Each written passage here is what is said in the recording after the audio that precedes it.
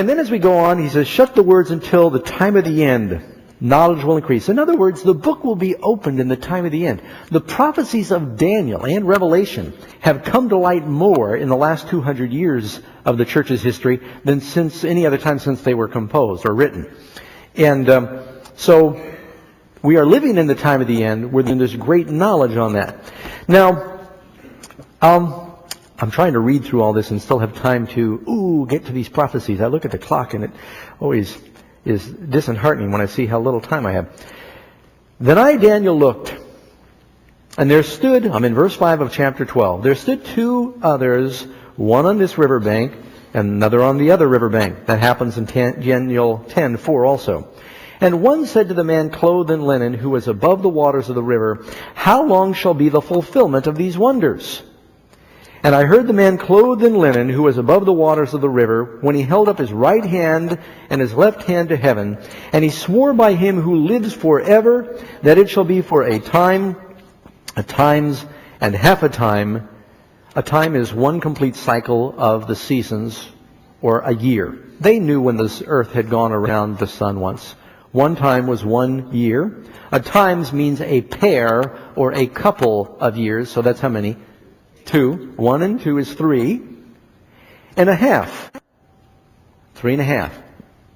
1,260 days in the Jewish lunar calendar. 42 months it refers to in Revelation. This time period keeps coming up in the Bible. And isn't it interesting that the angel, with an oath, standing on both sides of the water, lifts his hand and he vows and he quotes his time again.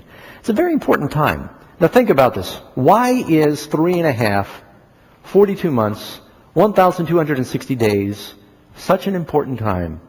How long did Jesus teach before he was crucified? From his baptism till he died, 1,260 days. The rain was shut up during the time of Elijah, 1,260 days. If you read in the book of Esther, Vashti is dethroned after a feast. The Bible says in the 3rd year of the reign of Ahasuerus, there was a feast lasting 180 days. Keep in mind, in a Jewish year, 360 days, half of that is 180. Right? So it's simple math, you can do that. 8 and 8 is 16. 360 is 2. In the 3rd year of the reign of Ahasuerus, you can look in the book of Esther, feast lasting 180 days, 3.5. Then the whole book of Esther unfolds after a 3.5 year period. Stephen is stoned after 3.5 years of the apostolic, the first time that they only went to the Jews, 3.5 years. Stephen is stoned. Then the gospel goes to the Gentiles. Then you've got from 538 to 1798, 1,260 prophetic years. Now, one thing I want you to notice about 3.5, numbers represent things in the Bible. 7 represents a complete cycle of time, perfect cycle. You have 40 represents what? Generation. 40 years they wandered till that generation died off. Read the book of Judges. It's all divided in 20, 40, and 80. Okay? 12 represents the church. Leadership of the church. Woman with 12 stars above her head. 12 foundations in New Jerusalem. And it's filled by 12 times 12,000. Right? 3.5 is an interruption of 7. It's half of 7. It's cut in the middle. In the midst of the week, he's cut off. It represents a time of resistance, persecution, apostasy. During the time of Christ's ministry, 3.5 years, was he accepted or resisted? During the time of Elijah, 3.5 years of famine, what's going on? He's hiding out. Jezebel's killing the prophets. They're in caves. During the time when 1,260 years, was it a time of open preaching of the gospel, or did the church have to prophesy in sackcloth, resistance, persecution?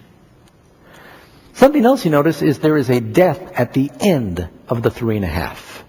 When did Jesus die? At the end of the 3.5. At the end of 3.5 after Christ, Stephen died, first Christian martyr. At the end of the 3.5 in Elijah's time, the prophets of Baal are executed. And then Jezebel says, I'm going to kill you, and he has to flee. At the end of the 3.5 prophetic years, 1260, 1798, the beast receives a deadly wound. Always seems to be a death after the 3.5. And even in the book of Esther, Haman is executed. So just to stir up your pure minds, and I think the Holy Spirit will make some of that register. Now, if we stop here, it'd be easy. We understand 3.5. But there's 2 other time periods. It says here, a time, and half a time. I'm in verse 7.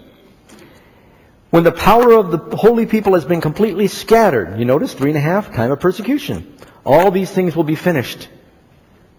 Shattered.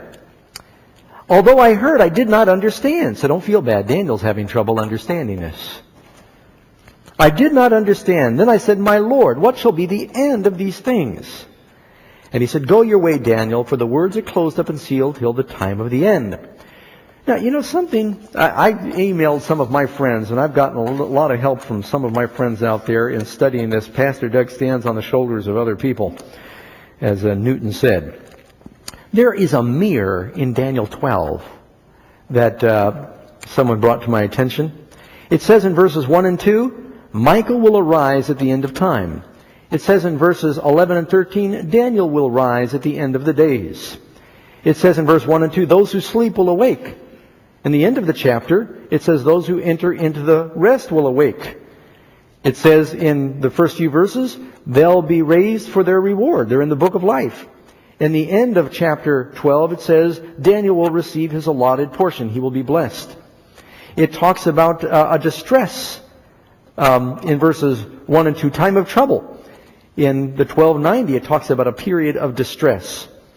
In verse 3, I'm showing you a mirror between the beginning and end of Daniel 12. Instructors who have insight will shine brightly like the firmament. Verse 10, instructors who have insight will understand. You can go to verse 4. Daniel, conceal these words, seal the book. Verse 9, these words are concealed. The words are sealed until the time of the end. Verse 4, the end of time. Verse 5 and 6, there are 2 others standing on the river. In verse 8, Daniel hears, but he doesn't understand.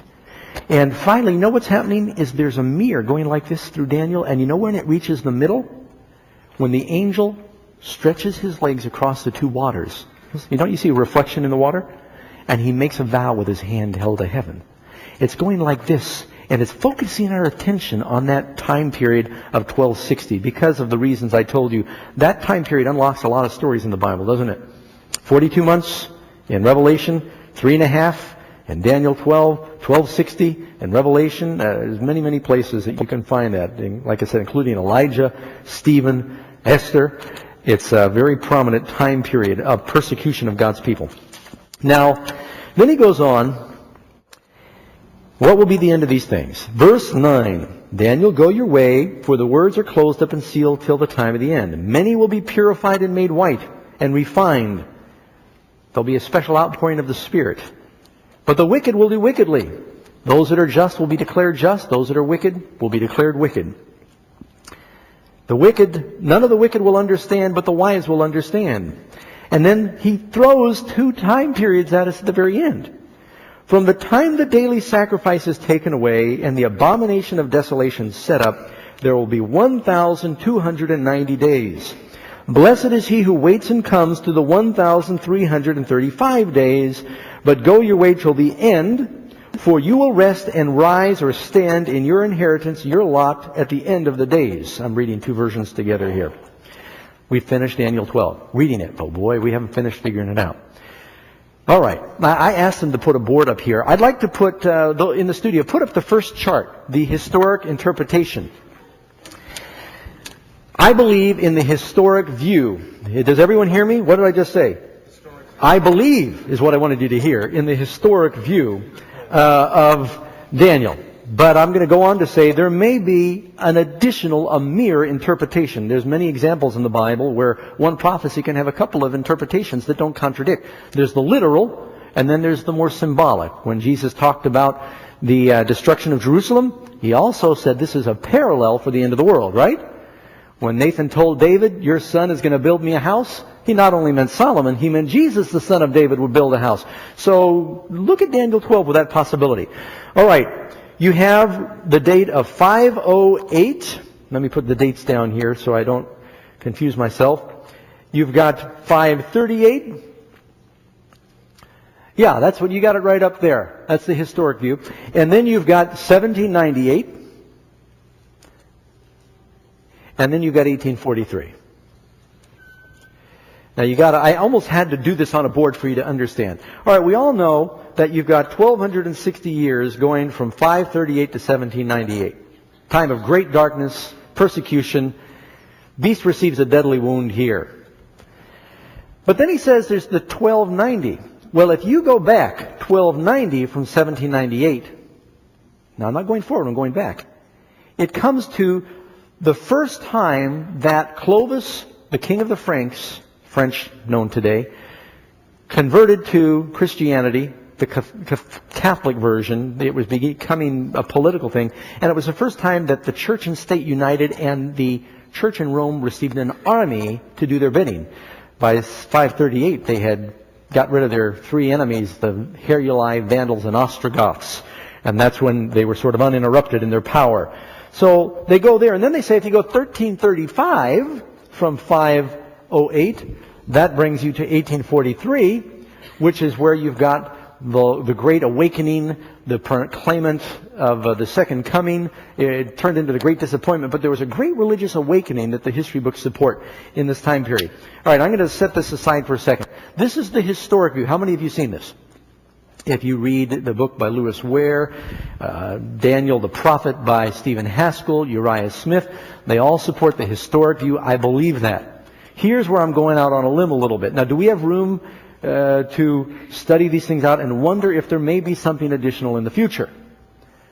Are we allowed? Will you mind if I just share this? Now, keep in mind, I think we need to be very careful when you do these things. First of all, I don't believe in date setting. I think we need to be... Here, let me quote James White. In exposition of unfulfilled prophecy where history is not written, the student should put forth his propositions with not too much positiveness, lest he find himself straying into the field of fancy. What I'm sharing with you now is basically just study. We need to explore, because even Daniel said there's some things I don't understand. In the Sabbath school study, the writer also says there's a lot of propositions about this. I would respectfully disagree with the writer of the lesson where he says, we reject any future application. I think there may be something future in Daniel 12. Let me tell you why. Just looking at it honestly. Daniel 12, first of all, Daniel 11 says, the time of the end, the time of the end. Then Daniel 12 says, Michael stands up, resurrection, great persecution, great time of trouble. You go to the end of the chapter, Daniel, you will rest and stand in your lot at the end of the days. The whole context of everything is the great crescendo of prophecy. It's the great climax. To say that all of a sudden everything raptures back to Clovis, the king of the Franks, and what happened in 508, I think you can't block the prophecy there. I think you're limiting what may be there. Now, there are some quotes by the Spirit of Prophecy that have sometimes been misunderstood. Let me give this to you. This is from the Seventh Bible Commentary, 971. Let's put that up on the screen here. The people will not have another message upon definite time. After this period of time, she's speaking of the 2300-day prophecy that ends in 1844. After this period of time, reaching from 1842 to 1844, there can be no definite tracing of the prophetic time. Now, the word "the" is a definite article. What prophetic time is she talking about? The longest reckoning reaches to the autumn of 1844. Many people have used this statement and different forms of this statement to say, Ellen White said there could be no future interpretation of any prophecy. And she didn't say that. She was talking about people who kept moving the 1844 date and trying to reinterpret it. And she says, God's shown me that for this prophecy, for the prophecy, there is no time period goes beyond 1844. Does that make sense? You can't honestly use this to say that there's no time prophecies beyond that. I don't think that their time prophecy is to be part of our message even now, even what I'm going to share with you. Let's go to the next quote.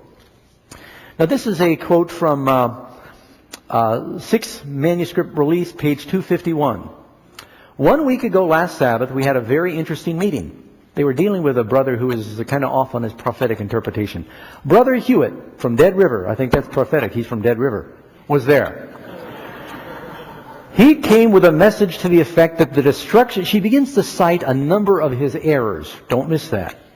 He came with a message to the effect that the destruction of the wicked and the sleep of the dead was an abomination within a shut door that a woman Jezebel, a prophetess, had brought in, and he believed was I. She said he believed I was Jezebel, this false prophetess, that I was that woman Jezebel. We told him of some of his errors. They recite some of his past errors, that the 1335 days were ended. Wait a second here.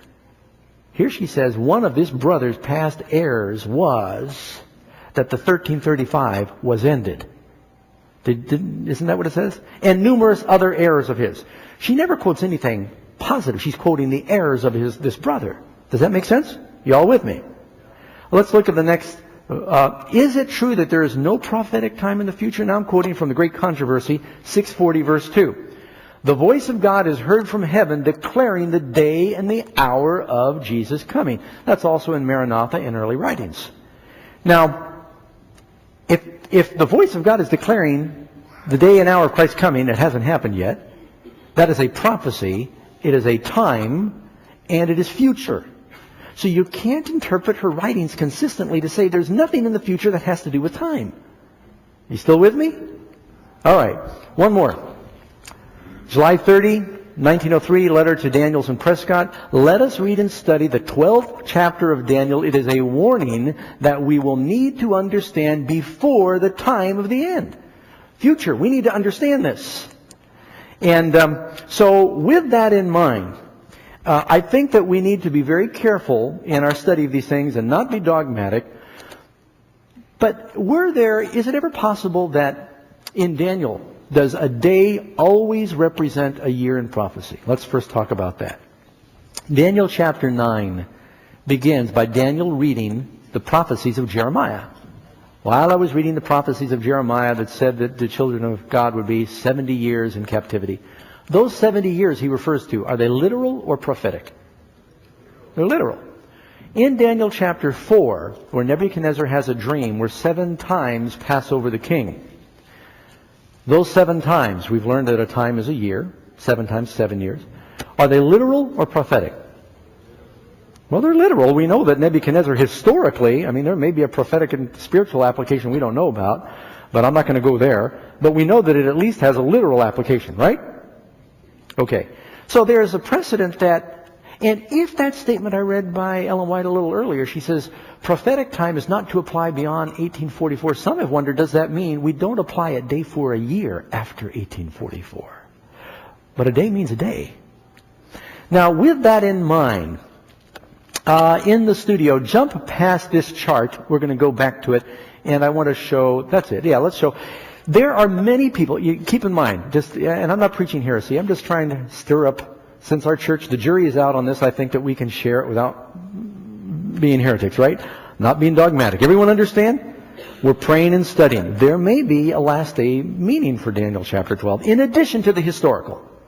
Okay? In my office, you know how much mail I get at Amazing Facts where people say, I've done this Bible study, I'd like to share it with you.